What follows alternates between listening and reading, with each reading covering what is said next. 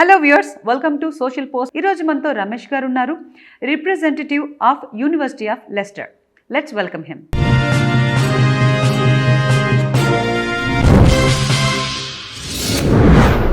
రీసెంట్గానే school complete చేస్తారు 10th class వాళ్ళు. తర్వాత ఇంటర్మీడియట్లో జాయిన్ అవుతారు. సో ఇంక ఏముంది, 10th అయిపోయింది, ఓన్లీ ఇంటరే కదా, నాకు చాలా వరకు టైం ఉంటుంది అనే ఆలోచన కూడా చాలా మందిలో ఉంటుందండి. ఆ స్టూడెంట్స్ చాలా లైఫ్ ఉంది, ఇంకా నాకు నచ్చిన కెరీర్ చూస్ చేసుకోవచ్చులే అనుకుంటారు. ఆ మైండ్ సెట్ కరెక్ట్ అంటారా? 100% రాంగ్ అండి. 2 years ఇట్లనే లోపు వెళ్ళిపోతాయి. సో 2 years చాలా ఈజీగా అయిపోతాయి మీకు. అది మీరు అనుకుంటారు 2 years అయిపోయిన తర్వాత చూద్దాంలే అని. అలా కాదు, మీరు డే వన్ నుంచే మీరు జాయిన్ అయిన ఇంటర్మీడియట్ జాయిన్ అయినప్పటి నుంచి నెక్స్ట్ ఏంటి అనే దానికి మీకు ఒక క్లారిటీ ఉండే ఎంపీసీనో బైపీసీనో ఎంపీసీనో జాయిన్ అవుతారు కదా, ఆ పర్టికులర్ ఎగ్జామ్కి కూడా, ఆ కాంపిటేటివ్ ఎగ్జామ్కి కూడా ప్రిపేర్ అవ్వాలి. అట్ ద సేమ్ టైం అది కాకపోతే ప్లాన్ బి ఏంటి అనేది కూడా డే వన్ నుంచే వాళ్ళు చూస్ చేసుకోవాలి. సో అబ్రాడ్ వెళ్ళాలనుకుంటున్నారు, జర్మనీలో యూజీ చేయాలనుకుంటున్నారు అంటే ఇంటర్మీడియట్లో ఫస్ట్ ఇయర్ నుంచి వాళ్ళ డెసిషన్ అనేది ఉండాలంటారు. That's what I'm saying. ఇప్పుడు ఇంటర్మీడియట్ జాయిన్ అయిన స్టూడెంట్ అబ్రాడ్ వెళ్ళాలి అనుకుంటున్నాడు యూజీ కోసం. సో ఏమేమి ఎగ్జామ్స్ ఉంటాయి, యూఎస్ వెళ్ళాలి అంటే శాట్ ఉంటుంది, లేదు జర్మనీ వెళ్ళాలి, అక్కడ జర్మన్ లాంగ్వేజ్ నేర్చుకోవాలి, at the same time IELTS రాయాలి. సో డే వన్ నుంచే జర్మన్ లాంగ్వేజ్, ఐఎల్స్ ఈ రెండు రాయాలి. ఆయనకి ఎంసెట్తో కానీ జేఈతో పని లేదు, ఆయన అబ్రాడ్ వెళ్ళాలనుకుంటున్నాడు, ఆయన గోల్ అది. సో దానికే ప్రిపేర్ అవ్వాలి. ఇంకొక స్టూడెంట్ క్లాట్ రాద్దాం అనుకుంటున్నారు, క్లాటే ప్రిపేర్ అవ్వాలి. అంతేగాని ఒక పక్కన ఎంసెట్ ప్రిపేర్ అవుతా, ఇంకో పక్క జేఈ ప్రిపేర్, మల్టిపుల్ రెండు పడవల మీద కాలేయకూడదు.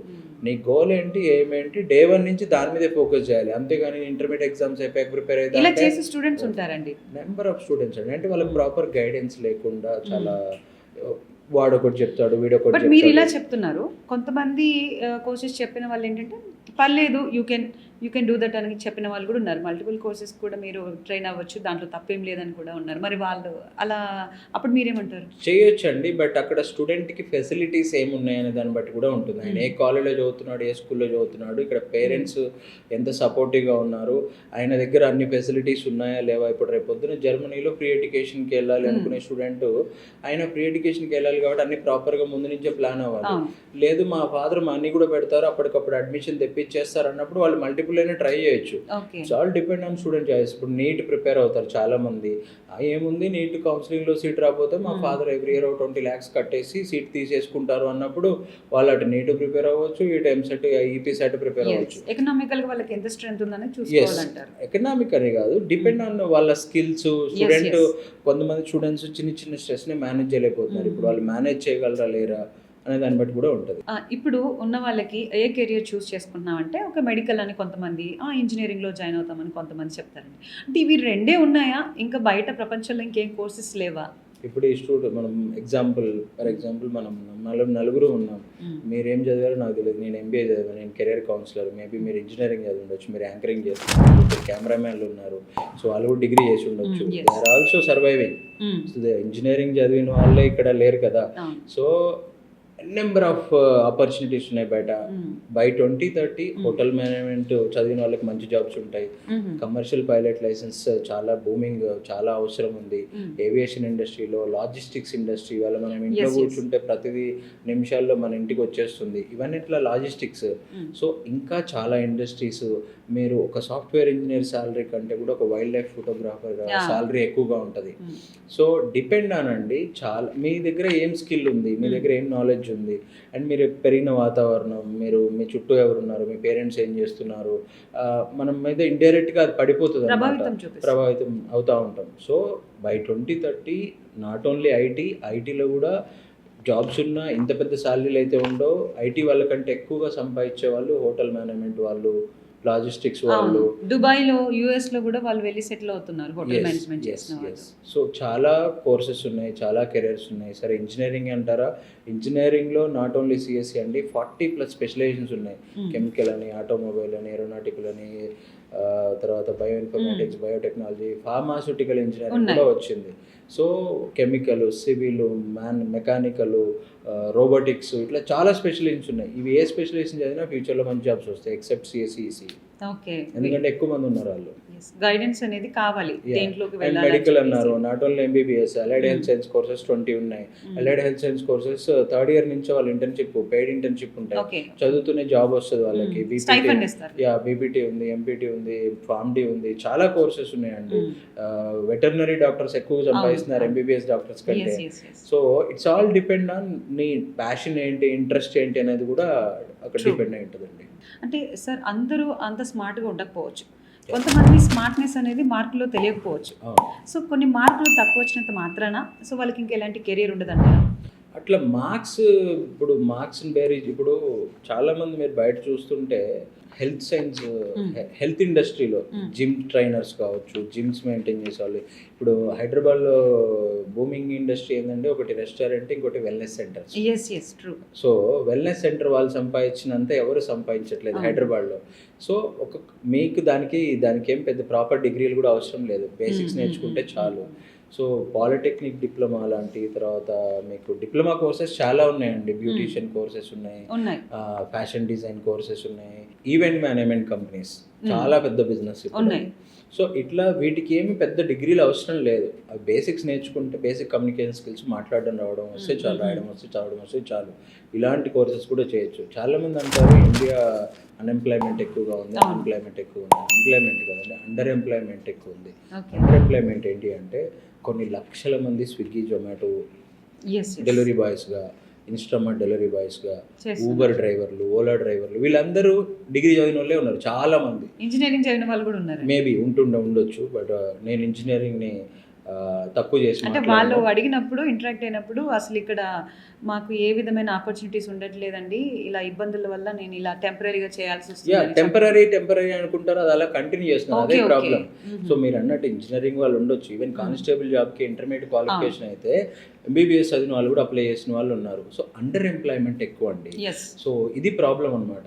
యాక్చువల్గా ఊబర్ వాళ్ళు కావచ్చు, ఇది మన ఈ చాలా యాప్స్ మన ఇండియా యూత్ ఎనర్జీని, టైంని ఇండైరెక్ట్గా చాలా వేస్ట్ చేస్తున్నాయి. వీళ్ళు ఫోకస్ చేసి గవర్నమెంట్ జాబ్స్ చాలా ఉన్నాయి, అప్లై చేయరు. సరే అప్లై చేసినా కాంపిటీషన్ ఎక్కువ ఉంటుంది అనుకుంటారు. సరే ప్రైవేట్ జాబ్స్ చేస్తారా అంటే లేదు, వస్తేనేమో వైట్ కాలర్ జాబ్ కావాలి, సాఫ్ట్వేర్ జాబ్, ఏసీ రూమ్లో ఉండాలి. లేదు అంటేనేమో అండర్ ఎంప్లాయ్మెంట్ జాబ్ చేస్తారు. అంతేగాని మిడిల్లో ఏదైనా చిన్న జాబ్ ఇస్తే చెయ్యరు. అది ప్రాబ్లం మన దగ్గర. ఆ మైండ్ సెట్ చేంజ్ చేసుకోవాలి. సో అది 10th ఫెయిలా, పాసా, మార్క్స్ ఎక్కువ ఉన్నాయా, తక్కువ ఉన్నాయా, ఇవన్నీ ఏం లేవు. Depend on your mindset and డిసిప్లిన్గా నువ్వు ఏం చేసినా ఎండ్ ఆఫ్ ద డే ఒక 1 or 2 years ఒక ప్రాపర్ ఏదైనా జాబ్ చేస్తే దాంట్లో మాస్టర్ అవ్వచ్చు. ఇప్పుడు కొంతమంది చూడగానే సార్ మీ దాంట్లో ఈ టాలెంట్ ఉంది, ఇది చేయండి అని కొంతమంది సజెస్ట్ చేస్తారు. కొంతమంది ఈ విధంగా నేను అది చేయాలనుకుంటున్నాను కానీ నాకు దాంట్లో స్కిల్స్ ఉన్నాయో లేదో తెలీదు. అంటే ప్యాషన్ని ఫాలో అవ్వాలని చాలా పెద్ద పెద్ద వాళ్ళు కానివ్వండి, మీలాంటి వాళ్ళు కానీ చెప్పడం జరుగుతుంది.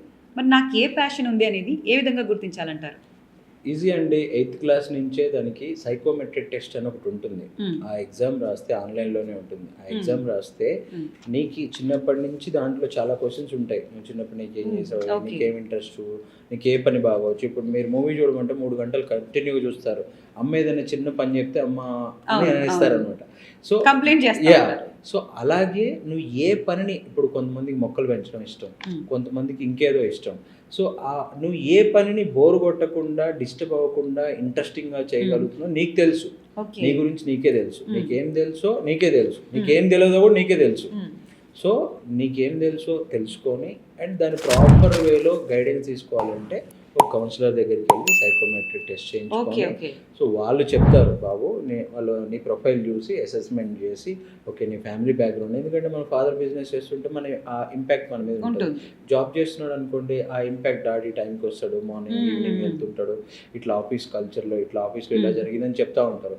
సో ఆ ఇంపాక్ట్ మన మీద ఉంటుంది అనమాట. సో నువ్వు చిన్నప్పటి నుంచి పెరిగిన వాతావరణం, నీ సిబ్లింగ్స్ ఎవరు, నీ బ్రదర్ ఎవరు, సిస్టర్ ఎవరు, వాళ్ళు ఏం చేస్తున్నారు, మీ మదర్ వర్కింగ్ అయితే ఆవిడ ఏం చేస్తుంది, ఎలా మేనేజ్ చేస్తుంది హౌస్ అంతా, పిల్లలకి అన్నీ సెట్ చేసి మళ్ళీ తన ఆఫీస్కి వెళ్ళి మళ్ళీ వచ్చి అన్నీ సెట్ చేయాలి.